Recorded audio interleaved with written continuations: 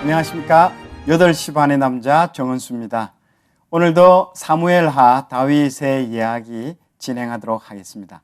자, 사무엘하 오늘은 13장에서 18장 내용을 진행하도록 하겠습니다. 자, 오늘은 다윗이 지은 죄에 대해서 하나님의 징계와 그 징계를 받아들이며 달게 받는 다윗의 모습을 보게 됩니다. 우리는 이것을 창세기 에덴 동산에서 먼저 한번 경험해 보았죠. 아담과 하와가 죄를 짓고 난 후에 남자에게는 이마에 땀을 흘리는 수고와 하와에게는 출산의 수고라는 징계를 주셨습니다.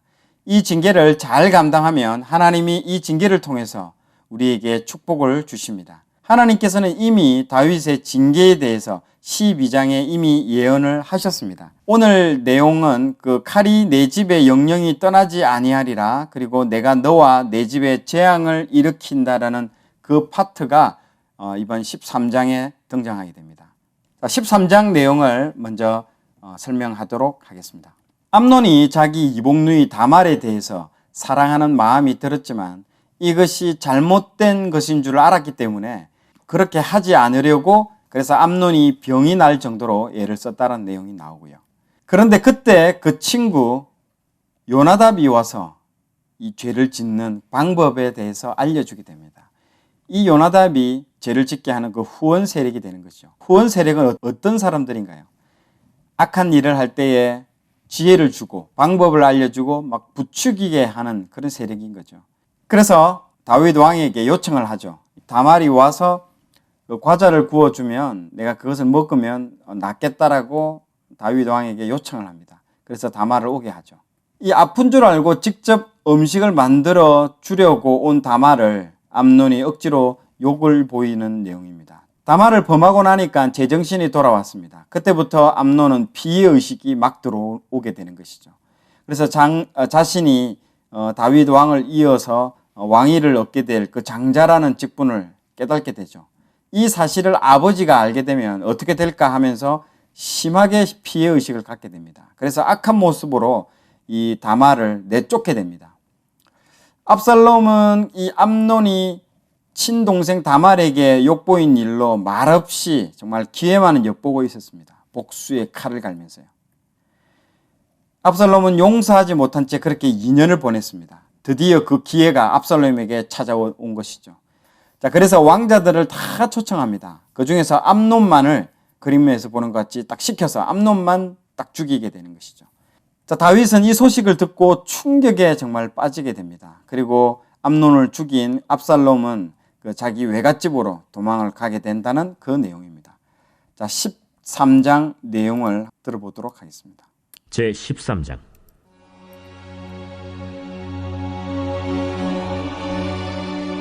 그 후에 이 일이 있으니라. 다윗의 아들 압살롬에게 아름다운 누이가 있으니 이름은 다말이라. 다윗의 다른 아들 암논이 그를 사랑하나 그는 처녀이므로 어찌할 수 없는 줄을 알고 암논이 그의 누이 다말 때문에 울화로 말미암아 병이 되니라. 암논에게 요나답이라 하는 친구가 있으니 그는 다윗의 형 시므아의 아들이요 심히 간교한 자라. 그가 암논에게 이르되, 왕자여, 당신은 어찌하여 나날이 이렇게 파리하여 가느냐? 내게 말해주지 아니하겠느냐? 암논이 말하되, 내가 아우 압살롬의 누이 다말을 사랑함이니라. 침상에 누워 병든 채 하다가 내 아버지가 너를 보러 오거든 너는 그에게 말하기를, 원하건대 내 누이 다말이 와서 내게 떡을 먹이되 내가 보는 데에서 떡을 차려 그의 손으로 먹여주게 하옵소서 하라. 암논이 곧 누워 병든 채 하다가 왕이 와서 그를 볼 때 암논이 왕께 아뢰되, 원하건대 내 누이 다말이 와서 내가 보는 데에서 과자 2개를 만들어 그의 손으로 내게 먹여주게 하옵소서. 다윗이 사람을 그의 집으로 보내 다말에게 이르되, 이제 내 오라버니 암논의 집으로 가서 그를 위하여 음식을 차리라. 다말이 그 오라버니 암논의 집에 이르매 그가 누웠더라. 다말이 밀가루를 가지고 반죽하여 그가 보는 데서 과자를 만들고 그 과자를 굽고 그 냄비를 가져다가 그 앞에 쏟아 놓아도 암논이 먹기를 거절하고 암논이 이르되, 모든 사람을 내게서 나가게 하라 하니 다 그를 떠나 나가니라. 암논이 다말에게 이르되, 음식물을 가지고 침실로 들어오라. 내가 내 손에서 먹으리라. 다말이 자기가 만든 과자를 가지고 침실에 들어가 그의 오라버니 암논에게 이르러 그에게 먹이려고 가까이 가지고 갈 때 암논이 그를 붙잡고 그에게 이르되, 나의 누이야, 와서 나와 동침하자. 아니라 내 오라버니여, 나를 욕되게 하지 말라. 이런 일은 이스라엘에서 마땅히 행하지 못할 것이니 이 어리석은 일을 행하지 말라. 내가 이 수치를 지니고 어디로 가겠느냐? 너도 이스라엘에서 어리석은 자 중에 하나가 되리라. 이제 청하건대 왕께 말하라. 그가 나를 내게 주기를 거절하지 아니하시리라. 암논이 그 말을 듣지 아니하고 다말보다 힘이 세므로 억지로 그와 동침한다. 그리하고 암논이 그를 심히 미워하니 이제 미워하는 미움이 전에 사랑하던 사랑보다 더한지라. 암논이 그에게 이르되 일어나 가라. 옳지 아니하다. 나를 쫓아보내는 이 큰 악은 아까 내게 행한 그 악보다 더하다. 암논이 그를 듣지 아니하고 그가 부리는 종을 불러 이르되 이 계집을 내게서 이제 내보내고 곧 문빗장을 찌르라. 암논의 하인이 그를 끌어내고 곧 문빗장을 지르니라. 다말이 채색 옷을 입었으니 출가하지 아니한 공주는 이런 옷으로 단장하는 법이라. 다말이 재를 자기의 머리에 덮어쓰고 그의 채색 옷을 찢고 손을 머리 위에 얹고 가서 크게 울부짖으니라. 그의 오라버니 압살롬이 그에게 이르되 내 오라버니 암논이 너와 함께 있었느냐? 그러나 그는 내 오라버니이니 누이야, 지금은 잠잠히 있고 이것으로 말미암아 근심하지 말라. 이에 다말이 그의 오라버니 압살롬의 집에 있어 처량하게 지내니라. 다윗 왕이 이 모든 일을 듣고 심히 노하니라. 압살롬은 암논이 그의 누이 다말을 욕되게 하였으므로 그를 미워하여 암논에 대하여 잘잘못을 압살롬이 말하지 아니하니라. 만 2년 후에 에브라임 곁 바알 하솔에서 압살롬이 양털을 깎는 일이 있음에 압살롬이 왕의 모든 아들을 청하고 압살롬이 왕께 나아가 말하되 이제 종에게 양털 깎는 일이 있사오니 청하건대 왕은 친아들을 데리시고 당신의 종과 함께 가사이다. 아니라 내 아들아, 이제 우리가 다 갈 것 없다. 내가 누를 끼칠까 하노라. 압살롬이 그에게 간청하였으나 그가 가지 아니하고 그에게 복을 비는지라. 압살롬이 이르되 그렇게 하지 아니하시려거든 청하건대 내 형 암논이 우리와 함께 가게 하옵소서. 그가 너와 함께 갈 것이 무엇이냐? 압살롬이 간청하매 왕이 암논과 왕의 모든 아들을 그와 함께 그에게 보내니라. 압살롬이 이미 그의 종들에게 명령하여 이르기를 너희는 이제 암논의 마음이 술로 즐거워할 때를 자세히 보다가 내가 너희에게 암논을 치라거든 그를 죽이라. 두려워하지 말라. 내가 너희에게 명령한 것이 아니냐. 너희는 담대히 용기를 내라. 압살롬의 종들이 압살롬의 명령대로 암논에게 행하매 왕의 모든 아들들이 일어나 각기 노새를 타고 도망하니라.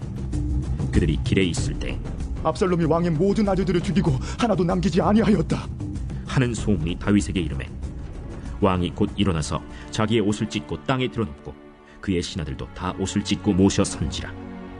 다윗의 형 시므아의 아들 요나답이 아뢰어 이르되 내 주여, 젊은 왕자들이 다 죽임을 당한 줄로 생각하지 마옵소서. 오직 암논만 죽었으리이다. 그가 압살롬의 누이 다말을 욕되게 한 날부터 압살롬이 결심한 것이니이다. 그러하온즉 내 주 왕이여, 왕자들이 다 죽은 줄로 생각하여 상심하지 마옵소서. 오직 암논만 죽었으리이다. 이에 압살롬은 도망하니라. 파수하는 청년이 눈을 들어보니 보아라, 뒷산 언덕길로 여러 사람이 오는도다. 요나답이 왕께 아뢰되 보소서, 왕자들이 오나이다. 당신의 종이 말한 대로 되었나이다. 말을 마치자 왕자들이 이르러 소리를 높여 통곡하니 왕과 그의 모든 신하들도 심히 통곡하니라. 압살롬은 도망하여 그술 왕 암미훌의 아들 달메에게로 갔고 다윗은 날마다 그의 아들로 말미암아 슬퍼하니라. 압살롬이 도망하여 그술로 가서 거기에 산지 3년이라. 다윗 왕의 마음이 압살롬을 향하여 간절하니 암논은 이미 죽었으므로 왕이 위로를 받았습니다. 예, 압살롬은 암논을 죽이고 이제 자신의 외갓집 그술로 도망을 가게 됩니다. 지금 지도에서 보는 것과 같이 이 예루살렘에서 저 북부에 있는 자기 외가 쪽인 그술로 도망을 가게 되는 것이죠. 하나님이 다윗 죄에 대한 징계로 암논과 압살롬이 이제 쓰임을 받게 되는 것입니다. 여러분, 누군가는 이런 일에 쓰임을 받지만은요, 여러분들은 이런 악한 일에 쓰임을 받지 말아야 됩니다. 꼭 이런 악한 일에 쓰임을 받는 사람들이 있습니다. 우리가 선한 일에 쓰임을 받아야 되지, 이런 악한 다윗의 죄의 징계에 대한 이런 악한 일에 쓰임을 받는다는 것은 여러분 피하셔야 됩니다. 정말 이 죄를 한번 보십시오. 다윗이 저질렀던 죄를 똑같이 자기 아들들이 저지르고 있습니다. 그런 그 큰아들 암논의 성적인 죄와 그리고 다말의 그 오빠 압살롬이 암날을 척살해서 죽였던 그 죄, 아버지가 불륜과 살인을 했던 그 가게에 흐르는 그 저주가 그대로 그 아들 대해서 이루어지고 있습니다. 그러나 다윗이 이 자신의 그 지은 죄에 대해서 이 징계를 그대로 달게 받고 있어가는 이 상황들을 우리는 지금 바라보고 있는 것입니다. 그 징계를 어떻게 감당하는지가 상당히 중요합니다. 하나님은 이번 장을 통해서 이 죄를 어떻게 다루시는지를 보여주시는 것이죠. 죄의 문제를 어떻게 다루는가에 따라서 그 결과가 다르다는 것입니다. 자, 14장입니다. 자, 요압은 다윗이 자기 아들을 그리워하는 그 마음을 갖고 있다는 것을 직감적으로 알게 되는 것이죠. 3년이 지나자 이 압살롬을 향한 마음으로 불타고 있는 것들을 이 눈치 빠른 요압이 캐치하게 됩니다. 그래서 어떤 일들을 꾸미게 되는 것이죠. 드고아의 지혜로운 그 여인을 시켜서 압살롬을 오게 하는 그런 어떤 지략을 펼치는데요. 그래서 그 덕분에 압살롬을 다시 다윗에게 돌아오게 합니다. 다윗은 이 요압이 꾸민 일인 줄을 다 알고도 다윗은 요압에게 압살롬을 데려오라고 이제 지시를 하게 되는 것이죠. 그러나 이 압살롬을 데려놓았지만은 다윗은 만나지는 않습니다. 이 다윗은 이 압살롬이 완전히 회개하지 않았다는 것들을 알게 되는 것이죠. 그래서 그 압살롬을 만나지는 않습니다. 이 만나지 않았다는 것은 완전한 용서를 하지 않았다는 그런 의미이기도 합니다. 압살롬은 요압을 통해서 어떻게든 지속적으로 이 다윗을 통해서 만나려고 합니다. 그래서 밭에 불을 질러가지고 요압을 만나게 되는 것이죠. 그래서 아버지와의 화해를 중재해달라고 요압에게 막 직설적으로 요청을 합니다. 근데 왜 이렇게 자꾸 이 압살롬은 요압을 만나려고 할까요? 그 이유는 그 왕자로서의 지금 권리도 없고 왕자로서의 행동이 상당히 많은 제한을 지금 받고 있습니다. 그래서 이런 묶인 족쇄를 풀려고 만나려고 하는 것입니다. 결국 다윗은 그 압살롬을 만나게 되죠. 그리고 화해를 얻어내게 됩니다. 자, 사무엘하 14장 제14장. 스루야의 아들 요압이 왕의 마음이 압살롬에게로 향하는 줄 알고 드고아의 사람을 보내 거기서 지혜로운 여인 하나를 데려다가 그에게 이르되 청하건대 너는 상주가 된 것처럼 상복을 입고 기름을 바르지 말고 죽은 사람을 위하여 오래 슬퍼하는 여인같이 하고 왕께 들어가서 그에게 이러이러하게 말하라 하고 요압이 그의 입에 할 말을 넣어주니라. 드고아 여인이 왕께 아를 때 얼굴을 땅에 대고 엎드려 이르되 왕이여 도우소서.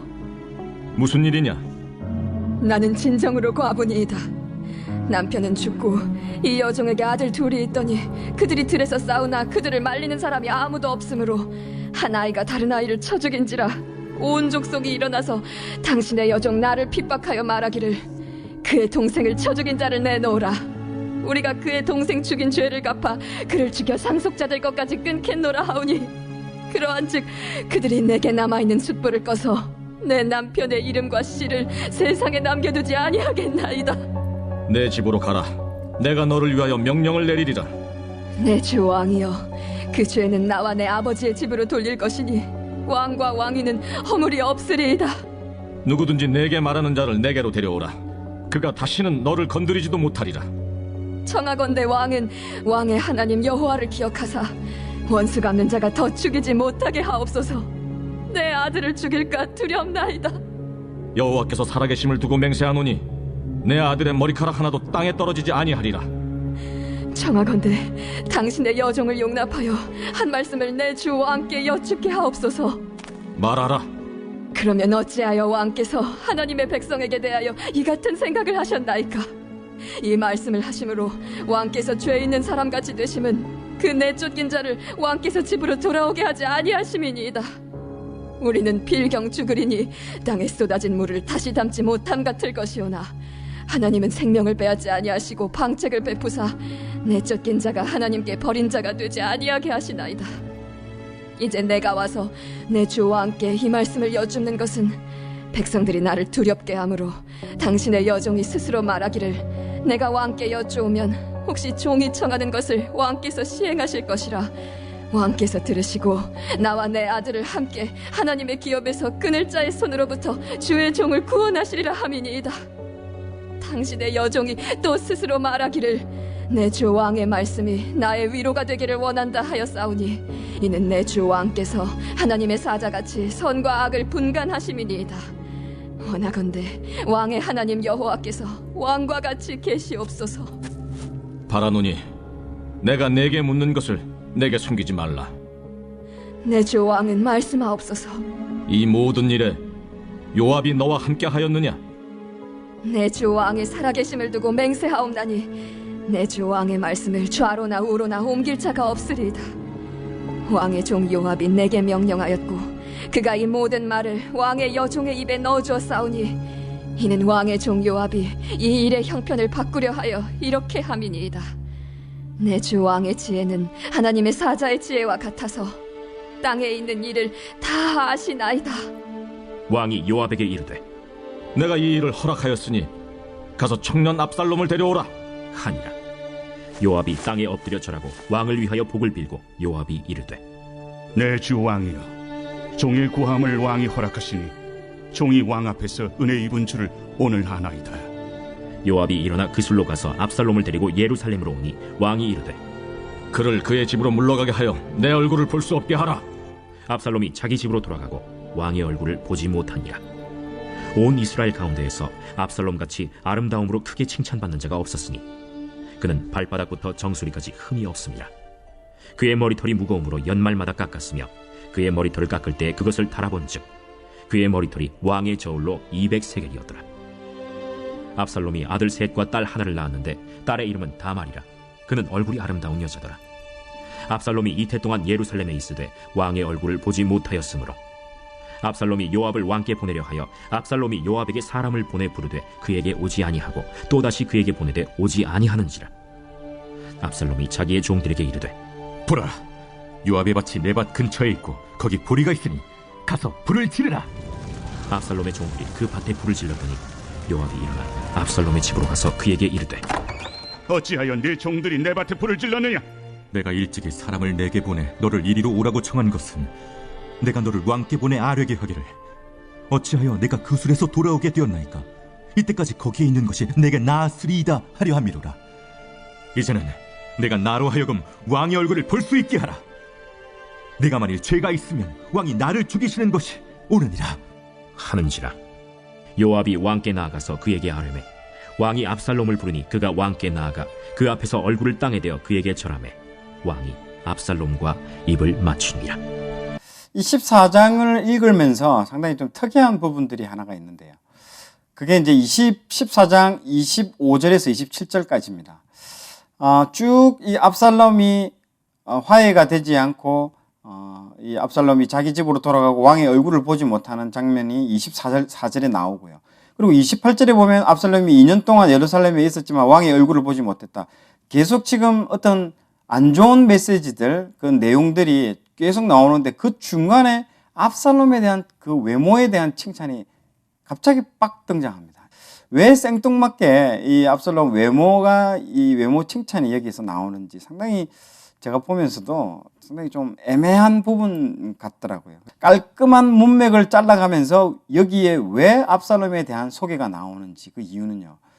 압살롬이 그 다윗의 여러 아들 중에서 상당히 비중 있는 인물입니다. 나중에 죽는 장면까지도 아주 자세하게 나오는데요. 온 이스라엘의 압살롬처럼 머리 끝에서 발끝까지 흠잡을 데가 없는 정말 그런 미남이라고 칭찬이 자자하게 이게 언급되어 있습니다. 그리고 머리숱이 많아 무거워지면 해마다 머리를 깎는데요. 이 깎은 그 머리털을 달아보니까 이 왕궁 저울로 200세겔이라고 됩니다. 200세겔은요 4.5kg입니다. 그 머리카락 무게가 4.5kg라는 게 대단하네요. 하지만 이런 칭찬과 남들이 부러워하는 조건들이 결국 압살롬을 망하게 하는 거죠. 내가 최고라고 생각하고 내가 가장 잘났다고 생각하는 그 압살롬이 결국 아버지에게 반역을 일으키는 거죠. 그리고 이 모든 이 부러움의 대상이 되었던 이 머리털이 결국에는 나중에는 이 머리털이 저 상수리 나무에 매이면서 결국에는 그 머리털 때문에 자기가 죽게 되는 아이러니한 이야기들이 나중엔 등장합니다. 저자는 이것을 말하고 싶어가지고 이 중간에 24절과 28절 그 중간에 압살롬에 대한 외모에 대한 칭찬 그리고 머리털에 대한 칭찬을 나오게 됩니다. 결국에는 이 칭찬이 결국에는 그 죽음으로 이르게 되는 아이러니를 어떻게 보면 저자는 강조하려고 하는 부분일 수도 있죠. 자, 15장입니다. 압살롬이 이제 본인이 이제 자유로워지죠. 몸이 자유로워지면서 반역을 준비하게 됩니다. 첫 번째로 압살롬이 호위병 50명을 이제 세우게 됩니다. 다윗은 처음에는 회개하지 않아서 만나주지 않았는데요. 그런 인간적인 마음이 이제 들면서 압살롬이 돌이키기 전에 면죄부를 주게 됩니다. 이게 불씨가 되어서 이제 압살롬이 반역을 일으키는 그 계획까지 이어지는 것이죠. 이게 문제가 시작됩니다. 자, 다윗에게 재판하러 가는 자들에게 다윗 왕이 해결해 줄 줄 아느냐? 내가 다 그 문제를 해결해 줄게 하면서 가로챕니다. 중간에. 그래서 재판을 공평하게 하지 않고 좋게 해줌으로써 왕에게 돌아갈 영광을 자기가 다 가로채게 가로챕니다. 그래서 이스라엘 사람들의 마음을 도적질하게 되는 것이죠. 하나님께 돌려야 될 영광들을 본인이 다 도적질하는 것과 마찬가지인 거죠. 자, 이스라엘의 사람의 그 마음을 훔치는 압살롬이 이 장면에 나옵니다. 그래서 권력의 힘은 백성들의 민심에서 나옵니다. 백성들의 민심이 어디로 가느냐가 그 권력의 향방이 가늠하게 되는 것이죠. 자, 압살롬이 아버지에게 거짓되게 이제 헤브론으로 내가 잠시 가겠다라고 얘기합니다. 이게 다 반역을 꿈꾸는 어떤 모의를 하라고 하는 것이죠. 그래서 백성들을 모으게 됩니다. 그래서 다윗을 속이고 거기서 왕으로 세움을 받게 되는 것이죠. 자, 백성들의 마음이 떠난 것을 알고 다윗은 빨리 도망치자고 결정을 하게 되는 것입니다. 그래서 지금 보시는 바와 같이 다윗이 맨발로 정말 도망을 칩니다. 이때 이제 3명의 충신들이 등장하게 되는 것이죠. 자, 15장에는 보면요, 의인 중심으로 이제 드러나게 됩니다. 16장은 악인들 중심으로 이제 드러나는데요. 15장에 의인 3명이 나오는데 그 중에 이때와 사독과 후세 이 3명이 나옵니다. 이때는 가드 사람입니다. 이 블레셋 사람인데 다윗을 이제 따라다니기 시작하는데요.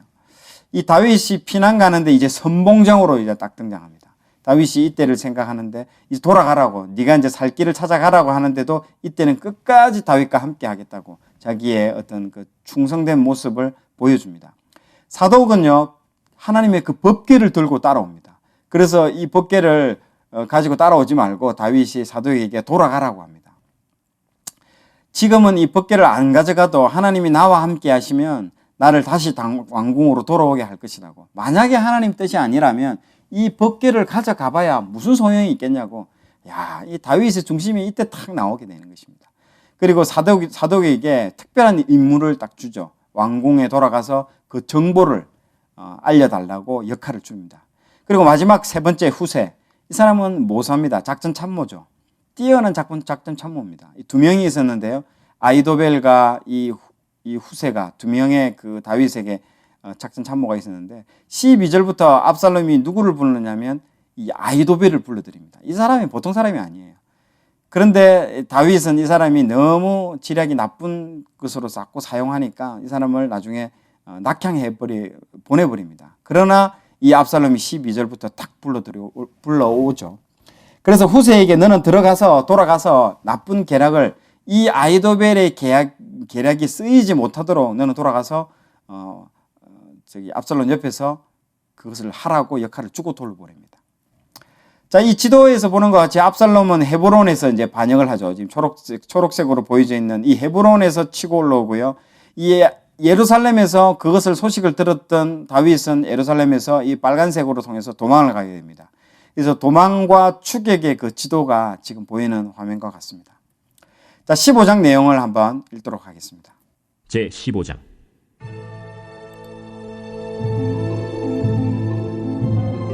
그 후에 압살롬이 자기를 위하여 병거와 말들을 준비하고 호위병 50명을 그 앞에 세우니라. 압살롬이 일찍이 일어나 성문길 곁에 서서 어떤 사람이든지 송사가 있어 왕에게 재판을 청하러 올 때 그 사람을 불러 이르되, 너는 어느 성읍 사람이냐? 종은 이스라엘 아무 지파에 속하였나이다. 압살롬이 그에게 이르기를, 보라, 내 일이 옳고 바르다마는 내 송사를 들을 사람을 왕께서 세우지 아니하셨다. 내가 이 땅에서 재판관이 되고 누구든지 송사나 재판할 일이 있어 내게로 오는 자에게 내가 정의 베풀기를 원하노라 하고 사람이 가까이 와서 그에게 절하려 하면 압살롬이 손을 펴서 그 사람을 붙들고 그에게 입을 맞추니 이스라엘 무리 중에 왕께 재판을 청하러 오는 자들마다 압살롬의 행함이 이와 같아서 이스라엘 사람의 마음을 압살롬이 훔치니라. 4년 만에 압살롬이 왕께 아뢰되 내가 여호와께 소원한 것이 있사오니 청하건대 내가 헤브론에 가서 그 소원을 이루게 하소서. 당신의 종이 아람 구술에 있을 때에 소원하기를 만일 여호와께서 반드시 나를 예루살렘으로 돌아가게 하시면 내가 여호와를 섬기리이다 하였나이다. 왕이 그에게 이르되 평안히 가라 하니 그가 일어나 헤브론으로 가니라. 이에 압살롬이 정탐을 이스라엘 모든 지파 가운데 두루 보내 이르기를 너희는 나팔 소리를 듣거든 곧 말하기를 압살롬이 헤브론에서 왕이 되었다 하라 하니라. 그때 청함을 받은 200명이 압살롬과 함께 예루살렘에서부터 헤브론으로 내려갔으니 그들은 압살롬이 꾸민 그 모든 일을 알지 못하고 그저 따라가기만 한 사람들이라. 제사 드릴 때에 압살롬이 사람을 보내 다윗의 모사 길로 사람 아히도벨을 그의 성읍 길로에서 청하여 온지라. 반역하는 일이 커가매 압살롬에게로 돌아오는 백성이 많아지니라.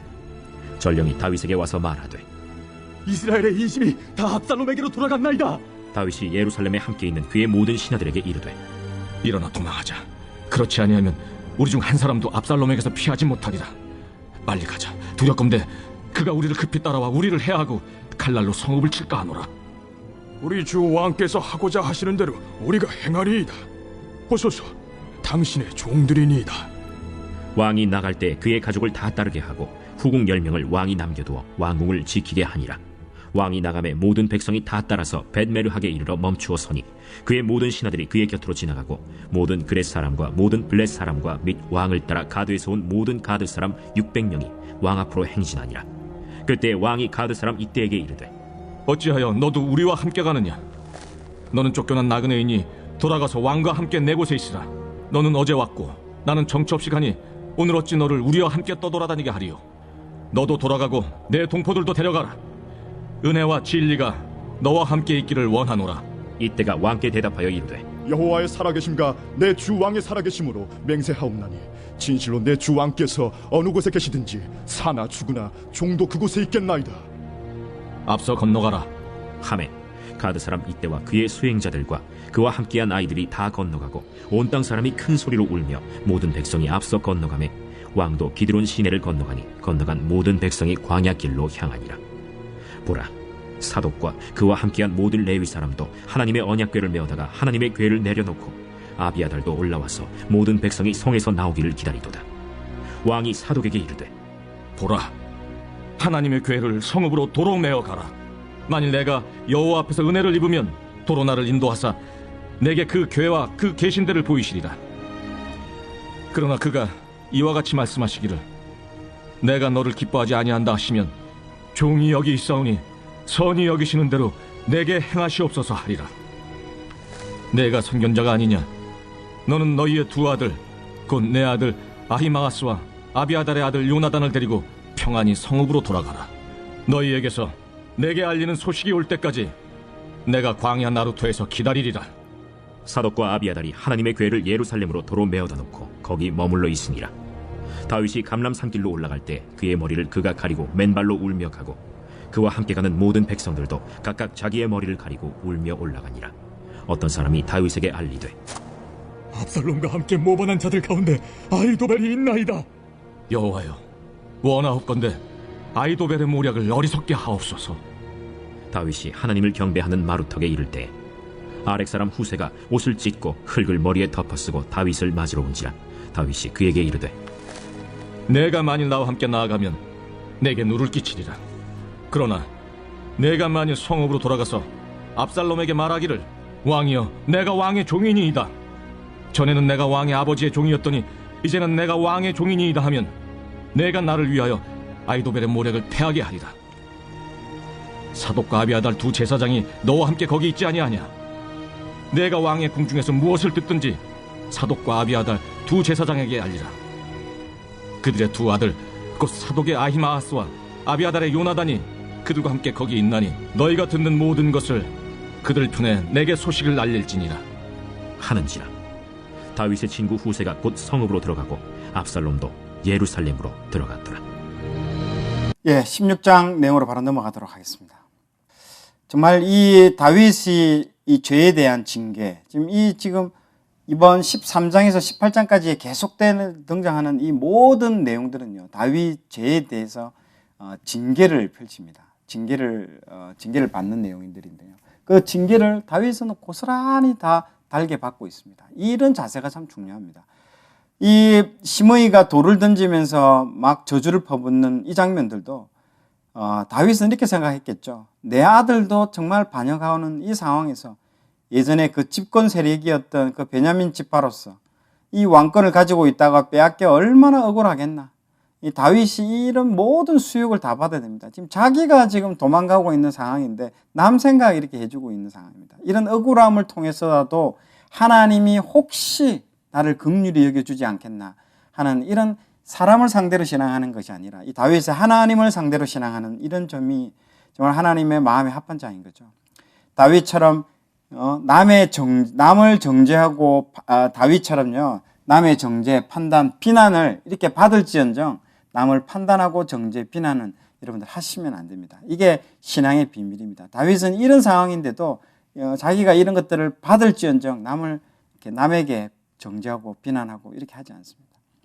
자, 아비새가 그걸 듣다 참다 못해 아비새가 이제 칼을 뽑아가지고 죽이려고 하자 오히려 다윗은 이것을 탁 잡습니다. 제지하고 모든 수욕들을 다 받습니다. 정말. 그래서 이런 모습들, 그리고 다윗의 이런 그 맨발로 머리를 풀어 헤친 채로 이 도망가는 이 모습 통해서 다윗은 이 징계를 하나님의 뜻에 맞게끔 다 합당하게 징계를 다 받고 있습니다. 이것이 다윗의 징계가 풀려지게 되는 결정적인 어떤 순간이 되는 것이죠. 그래서 징계를 온전히 받았기 때문에 하나님께서 다 이 다윗의 이런 부분들을 신원해 주십니다. 다 원래대로 다 회복시켜 주시는 거죠. 자, 후세는 아까 앞장에서 읽은 것처럼 왕궁으로 돌아가게 됩니다. 돌아가서 거짓으로 이렇게 충성을 맹세하게 되는 것이죠. 자, 아이도벨에게 이제 그 압살롬은 계략을 말하라고 하자 인간적인 지혜들이 다 나옵니다. 그 중에 하나가 하나님의 그 징계, 12장에서 말했던 하나님의 징계를 예언을 이루어지게 되죠. 백주대낮에 아버지가 후궁을 놔두고 갔죠. 그 후궁들을 이제 그 왕궁 옥상에서 동침하게 되는 그런 장면들을 보여줍니다. 제 대가, 내가 내 눈앞에서 내 아내를 빼앗아 백주에 동침하게 된다는 거. 너는 은밀히 행하였으나 나는 백주에 행한다. 이것은 무엇을 말하냐면요, 백성들이 아버지는 도망가고 아들이 지금 이 반역을 일으킨 것에 대해서 이 아버지와 아들의 싸움은 이 칼로 물베기라고 생각합니다. 다시 아버지가 돌아오면 없던 일로 될 것이기 때문에 백성들이 이 압살롬에 대한 충성을 하지 않는 것이죠. 그래서 이 아히도벨이 모략을 탁 내놓는 것입니다. 이 아버지의 후궁들을 범하게 함으로써 아버지와 아들 간의 관계가 이제는 돌이킬 수 없는 관계로 될 것이라는 것들을 보여주기 위해서 그 왕궁 옥상에서 백주 대낮에 범하게 시킨 거죠. 자, 사무엘하 16장 부분들을 읽도록 하겠습니다. 제16장.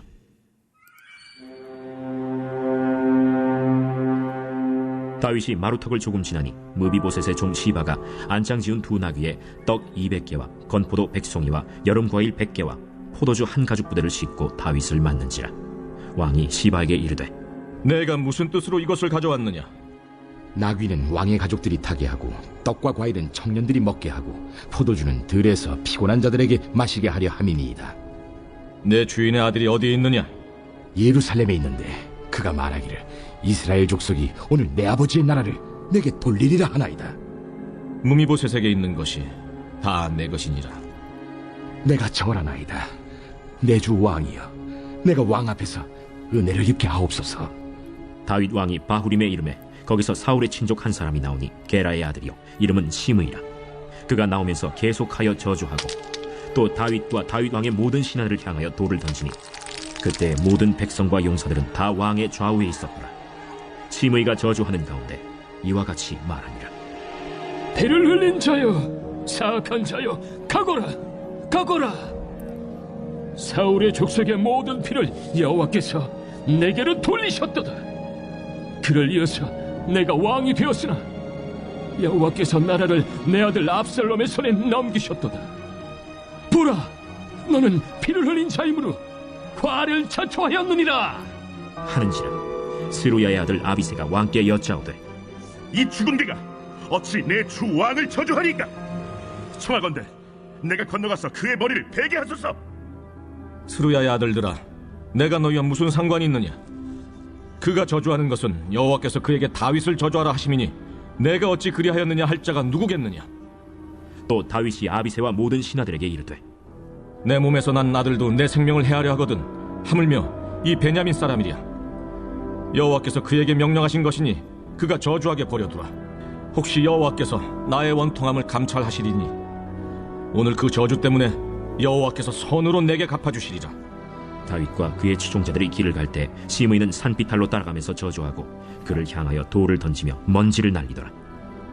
왕과 그와 함께 있는 백성들이 다 피곤하여 한 곳에 이르러 거기서 쉼이라.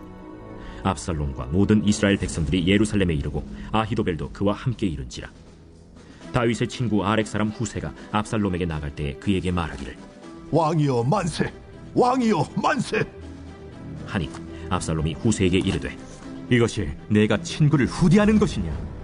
내가 어찌하여 내 친구와 함께 가지 아니하였느냐? 그렇지 아니하니이다. 내가 여호와와 이 백성 모든 이스라엘의 택한 자에게 속하여 그와 함께 있을 것이니이다. 또 내가 이제 누구를 섬기리이까? 그의 아들이 아니니까. 내가 전에 왕의 아버지를 섬긴 것 같이 왕을 섬기리이다. 압살롬이 아히도벨에게 이르되 너는 어떻게 행할 계략을 우리에게 가르치라. 왕의 아버지가 남겨두어 왕궁을 지키게 한 후궁들과 더불어 동침하소서. 그리하면 왕께서 왕의 아버지가 미워하는 바 됨을 온 이스라엘이 들으리니 왕과 함께 있는 모든 사람의 힘이 더욱 강하여지리이다. 이에 사람들이 압살롬을 위하여 옥상에 장막을 치니 압살롬이 온 이스라엘 무리의 눈앞에서 그 아버지의 후궁들과 더불어 동침하니라. 그때 아히도벨이 베푸는 계략은 사람이 하나님께 물어서 받은 말씀과 같은 것이라. 아히도벨의 모든 계략은 다윗에게나 압살롬에게나 그와 같이 여겨졌더라. 17장 내용으로 넘어가도록 하겠습니다. 자, 아히도벨이 압살롬에게 다윗을 칠 계략을 이제 알려줍니다. 기습 작전을 하라고 알려줍니다. 정말 이 아히도벨은 지금 압살롬 옆에서 책사 역할들을 지금 잘 하고 있습니다. 지금 상당히 인간적인 부분으로 볼 때는요, 너무 합당한 어떤 계략들을 알려줍니다. 그래서 다윗에게 있어서는요, 치명적인 그런 책략들, 그런 계획들을 알려주는데요. 그의 계획은 아주 간단합니다. 두 번째 계략을 알려주는데, 첫 번째 계략은 아까 얘기한 것처럼 이제 후궁들과의 그 관계, 두 번째는 이제 급히 따라가서 아히도벨이 12,000명의 병사를 이끌고 오늘 밤 당장 다윗을 뒤쫓아가겠다는 겁니다. 그래서 다윗이 지쳐서 힘이 없을 때에 아히도벨이 그를 덮쳐서 겁에 질리게 하면 다윗을 따르는 모든 백성들이 달아날 것이고, 그때에 다윗 한 사람만 제거하면 이 모든 상황은 끝이 난다는 것입니다. 정말 이 지혜는요, 정말 맞는 말이거든요. 그런데 하나님은 이 지혜를 무력화하고 아무 쓸모없이 만들어버리는 것이 이 하나님의 놀라운 지혜인 것이죠. 자, 압살롬이 아히도벨의 그 계략에 대해서 후세에게 이 계략에 대해서 한번 슬쩍 물어보게 됩니다. 이게 이제 하나님께서 하신 일이신 거죠. 왕이 아버지 다윗과, 그래서 이제 후세는 이렇게 얘기합니다. 이 아히도벨의 얘기를 듣고 어떻게 보면 진짜 간담이 선언했겠죠. 이 자기가 섬기는 이 다윗 왕이 죽을 수도 있지만은 이렇게 딱 얘기합니다. 왕의 아버지 다윗이 누군지 아시냐고. 정말 이 광야에서 살아남은 백전노장 용사라고. 그래서 지금 다윗은 매우 격분해져 있는 상태다. 그래서 당신 왕의 그 부친은 전쟁에 익숙한 사람이기 때문에 지금 백성과 함께 자지 않고 어딘가에서 예전처럼 숨어 있을 것이다. 지금 쫓아가도 찾을 수 없다. 혹 우리 편 중에 몇 명이 먼저 찾아가서 죽이기라도 하면, 먼저 찾아가서 죽기라도 하면 압살롬이 졌다라고 소문이 이 이스라엘에 쫙 퍼지게 될 것이다. 그러면 이 압살롬이 사자와 같은 마음을 가진 용사의 아들이라 할지라도 낙심하게 될 것이라고 얘기를 딱 해줍니다. 왜냐하면 이스라엘 무리가 왕의 아버지는 영웅이요, 그의 추종자들도 용사인 줄을 다 알기 때문에 그렇다는 거죠. 그래서 이 사람이 이 후세가 어떤 계략을 딱 알려주냐면요. 바로 기습작전은 안 통한다. 좀 더 단에서부터 부엘사바까지 많은 사람들을 딱 모아서 이제는 잘 갖춰진 상태에서 나가서 공격하자라는 겁니다. 자, 이 말은요, 어떻게 보면 다윗에게 시간을 벌어주는 것이요. 그래서 도망갈 수 있는 시간을 벌어주는 아주 기가 막힌 전략들을 이 압살롬에게 알려줍니다. 자, 그런데 이 압살롬은 과연 누구의 말을 들었을까요? 예, 후세의 말을 듣게 됩니다. 어떻게 보면 이 아히도벨이 아주 놀라운 지략을 알려주는데도 하나님이 이걸 무력화시켜 버립니다. 이 후세의 말을 딱 듣고 바로 기습작전을 하지 않고 이제 모든 병사들을 모아서 이제 쳐들어가게 됩니다. 그때 다윗은 이미 모든 이제 재정비를 하고 시간을 벌게 되는 것이죠. 결국에는 이 아히도벨은 자기의 계략이 시행되지 못하자 고향에 가서 목을 매달고 자살하게 됩니다. 정말 이때 다윗은요, 아히도벨에 대해서 하나님께 기도를 합니다. 다윗은 알고 있었습니다. 이 아히도벨이 얼마나 대단한 지략가인지. 그러나 정말 이 아히도벨의 모략을 어리석게 해달라고 하나님은 다윗이 하나님께 기도를 했죠. 그래서 하나님은 이 다윗의 기도를 들으시고 방금과 같이 그대로 행하여 주셨습니다. 하나님은 지혜로운 자를 정말 부끄럽게 하시고 인간의 계략이 아무리 뛰어나도 하나님께서는 그 모든 지혜들을 의미 없게 만들어 주실 수 있는 분도 하나님이시라는 거죠. 자, 사무엘 17장 내용들을 한번 보도록 하겠습니다. 제 17장.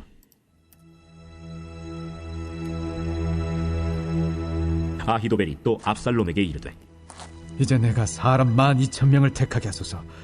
오늘 밤에 내가 일어나서 다윗의 뒤를 추적하여 그가 고온하고 힘이 빠졌을 때에 기습하여 그를 무섭게 하면 그와 함께 있는 모든 백성이 도망하리니 내가 다윗 왕만 쳐 죽이고 모든 백성이 당신께 돌아오게 하리니 모든 사람이 돌아오기는 왕이 찾는 이 사람에게 달렸습니다. 그리하면 모든 백성이 평안하리이다 하니 압살롬과 이스라엘 장로들이 다 그 말을 옳게 여기더라. 압살롬이 이르되 아렉 사람 후세도 부르라. 우리가 이제 그의 말도 듣자. 후세가 압살롬에게 이르매 압살롬이 그에게 말하여 이르되 아히도벨이 이러이러하게 말하니 우리가 그 말대로 행하랴. 그렇지 아니하거든 너는 말하라. 이번에는 아히도벨이 베푼 계략이 좋지 아니하니이다. 왕도 아시거니와 왕의 아버지와 그의 추종자들은 용사라. 그들은 들에 있는 곰이 새끼를 빼앗긴 것 같이 격분하였고 왕의 부친은 전쟁에 익숙한 사람인즉 백성과 함께 자지 아니하고 지금 그가 어느 굴에나 어느 곳에 숨어 있으리니 홍무리 중에 몇이 먼저 엎드러지면 그 소문을 듣는 자가 말하기를 압살롬을 따르는 자 가운데에서 패함을 당하였다 할지라. 비록 그가 사자 같은 마음을 가진 용사의 아들일지라도 낙심하리니 이는 이스라엘 무리가 왕의 아버지는 영웅이요 그의 추종자들도 용사인 줄 알미니이다. 나는 이렇게 계략을 세웠나이다.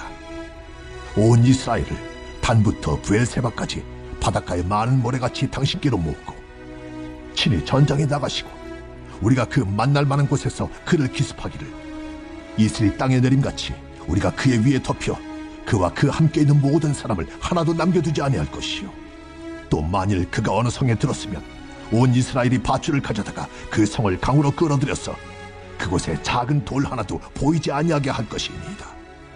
압살롬과 온 이스라엘 사람들이 이르되 아렉 사람 후세의 계략은 아히도벨의 계략보다 낫다 하니 이는 여호와께서 압살롬에게 화를 내리려 하사 아히도벨의 좋은 계략을 물리치라고 명령하셨습니다.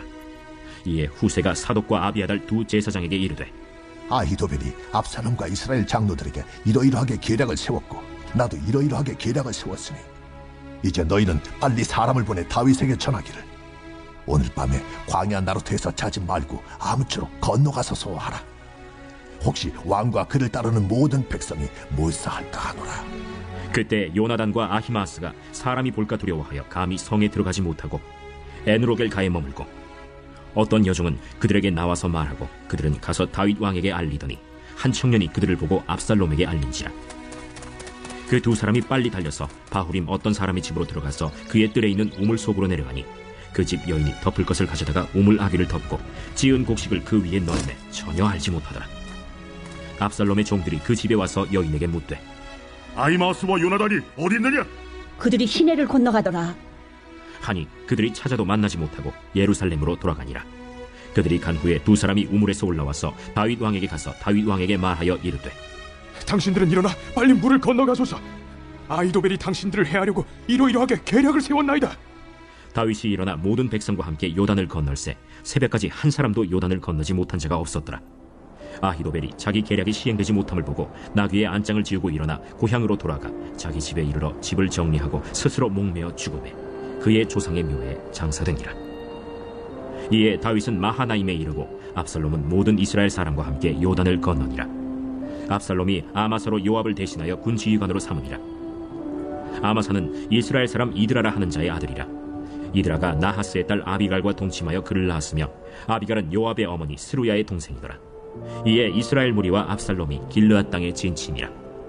다윗이 마하나임에 이르렀을 때 암몬 족속에게 속한 라빠 사람 나하스의 아들 소비와 로데발 사람 암미엘의 아들 마길과 로글림 길르앗 사람 바르실레가 침상과 대야와 질그릇과 밀과 보리와 밀가루와 볶은 곡식과 콩과 팥과 볶은 녹두와 꿀과 버터와 양과 치즈를 가져다가 다윗과 그와 함께한 백성에게 먹게 하였으니 이는 그들 생각에 백성이 들에서 시장하고 곤하고 목마르겠다 함이더라.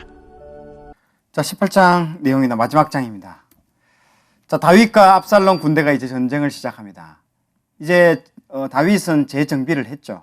이 후세의 도움으로 잠시 숨을 돌릴 시간들을 확보를 했고, 이제 재정비를 하고 나면 우리 용사들이잖아요. 이 아주 전쟁에 능한 사람들입니다.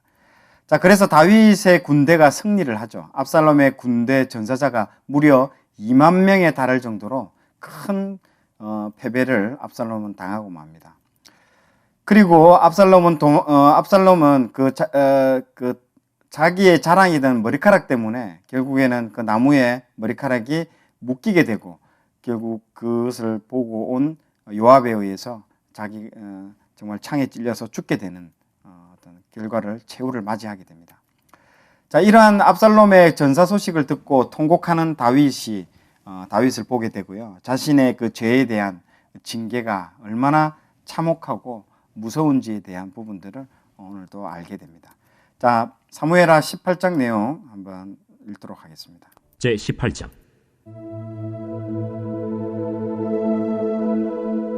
이에 다윗이 그와 함께한 백성을 찾아가서 천부장과 백부장을 그들 위에 세우고, 다윗이 그의 백성을 내보낼세 3분의 1은 요압의 휘하에, 3분의 1은 스루야의 아들 요압의 동생 아비새의 휘하에 넘기고, 3분의 1은 가드 사람 이때의 휘하에 넘기고, 왕이 백성에게 이르되, 나도 반드시 너희와 함께 나가리라. 백성들이 이르되, 왕은 나가지 마소서. 우리가 도망할지라도 그들은 우리에게 마음을 쓰지 아니할 터이요, 우리가 절반이나 죽을지라도 우리에게 마음을 쓰지 아니할 터이라.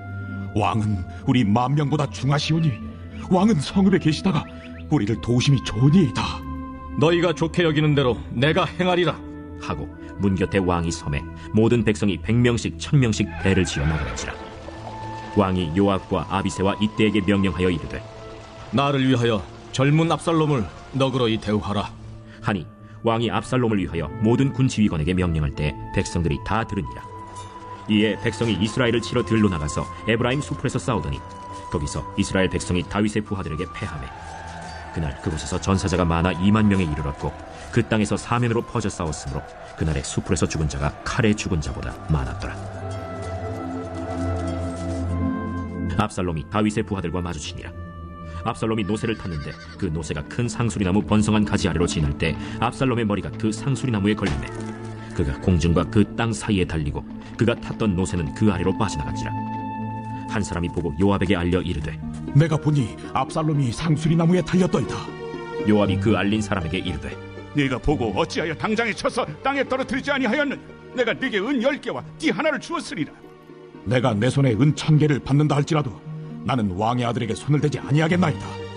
우리가 들었거니와 왕이 당신과 아비새와 이때에게 명령하여 이르시기를 삼가 누구든지 젊은 압살롬을 해하지 말라 하셨나이다. 아무 일도 왕 앞에는 숨길 수 없나니 내가 만일 거역하여 그의 생명을 해하였더라면 당신도 나를 대적하였으리이다. 나는 너와 같이 지체할 수 없다 하고 손에 작은 창 셋을 가지고 가서 상수리나무 가운데서 아직 살아있는 압살롬의 심장을 찌르니 요압의 무기를 든 청년 10명이 압살롬을 에워싸고 쳐 죽이니라. 요압이 나팔을 불어 백성들에게 그치게 하니 그들이 이스라엘을 추격하지 아니하고 돌아오니라. 그들이 압살롬을 옮기다가 숲을 가운데 큰 구멍에 그를 던지고 그 위에 매우 큰 돌무더기를 쌓으니라. 온 이스라엘 무리가 각기 장막으로 도망하니라. 압살롬이 살았을 때 자기를 위하여 한 비석을 마련하여 세웠으니 이는 그가 내 이름을 전할 아들이 내게 없다 하고 말하였습니다. 그러므로 자기 이름을 기념하여 그 비석에 이름을 붙였으며 그 비석이 왕의 골짜기에 있고 이제까지 그것을 압살롬의 기념비라 일컫더라. 사독의 아들 아히마아스가 이르되 청하건대 내가 빨리 왕에게 가서 여호와께서 왕의 원수 갚아주신 소식을 전하게 하소서. 요압이 그에게 이르되 너는 오늘 소식을 전하는 자가 되지 말고 다른 날에 전할 것이니라. 왕의 아들이 죽었나니 네가 오늘 소식을 전하지 못하리라. 요압이 구스 사람에게 이르되 네가 가서 본 것을 왕께 아뢰라. 구스 사람이 요압에게 절하고 다름질하여 가니 사독의 아들 아히마아스가 다시 요압에게 이르되 청하건대 아무쪼록 내가 또한 구스 사람의 뒤를 따라 달려가게 하소서. 내 아들아, 너는 왜 달려가려 하느냐? 이 소식으로 말미암아서는 너는 상을 받지 못하리라. 하되 그가 한사코 달려가겠노라 하는지라. 요압이 이르되 그리하라. 아히마아스가 들길로 다름질하여 구스 사람보다 앞질러 가니라. 때에 다윗이 두 문 사이에 앉아있더라. 파수꾼이 성문 위층에 올라가서 눈을 들어보니 어떤 사람이 홀로 달려오는지라. 파수꾼이 외쳐 왕께 아뢰매 왕이 이르되 그가 만일 혼자면 그의 입에 소식이 있으리라. 할 때에 그가 점점 가까이 오니라. 파수꾼이 본즉 한 사람이 또 달려오는지라. 파수꾼이 문지기에게 외쳐 이르되 보라! 한 사람이 또 혼자 달려온다! 그도 소식을 가져오느니라. 내가 보기에는 앞선 사람의 다름질이 사독의 아들 아히마아스의 다름질과 같은 이이다. 그는 좋은 사람이니 좋은 소식을 가져오느니라. 아히마아스가 외쳐 왕께 아뢰되 평강하옵소서. 왕 앞에서 얼굴을 땅에 대고 절하며 이르되 왕의 하나님 여호와를 찬양하리로소이다. 그의 손을 들어 내 주왕을 대적하는 자들을 넘겨주셨나이다. 젊은 압살롬은 잘 있느냐? 아히마아스가 대답하되 요압이 왕의 종 나를 보낼 때에 크게 소동하는 것을 보았사오나 무슨 일인지 알지 못하였나이다. 물러나 거기 서 있으라 하매 물러나서 서 있더라. 구스 사람이 이르러 말하되 내 주 왕께 아랠 소식이 있나이다. 여호와께서 오늘 왕을 대적하던 모든 원수를 갚으셨나이다. 젊은 압살롬은 잘 있느냐? 내 주 왕의 원수와 일어나서 왕을 대적하는 자들은 다 그 청년과 같이 되기를 원하나이다. 왕의 마음이 심히 아파 문 위층으로 올라가서 우니라. 그가 올라갈 때 말하기를 내 아들 압살롬아, 내 아들 압살롬아, 차라리 내가 너를 대신하여 죽었다면 압살롬 내 아들아, 내 아들 압살롬아, 내 아들아 하였더라. 예, 오늘 13장부터 18장까지의 내용을 다 보았습니다. 오늘은 다윗이 그 11장, 12장에 나왔던 그 죄 부분들에 대한 징계를 우리가 살펴보았습니다. 우리가 여기서 몇 가지 살펴보아야 될 것들은 하나님의 그 징계, 죄에 대한 징계를 달게 받는 다윗의 모습을 통해서 다윗이 나중에 다시 그 왕의 지위를 회복하고 또 하나님께서 이 모든 죄에 대한 징계에 대해서 달게 받음으로써 하나님의 어떤 절대 주권을 인정하고 또 그 신원이 되고 회복이 되는 부분들을 보게 됩니다.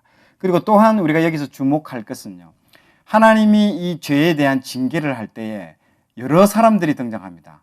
이 죄의 징계에 있어서 선한 도구로 쓰임 받는 사람들이 또 있으며 또 한편으로는 암논이나 압살롬처럼 또 요압처럼 이 악한 도구로 자꾸 사용되는 사람들이 나옵니다.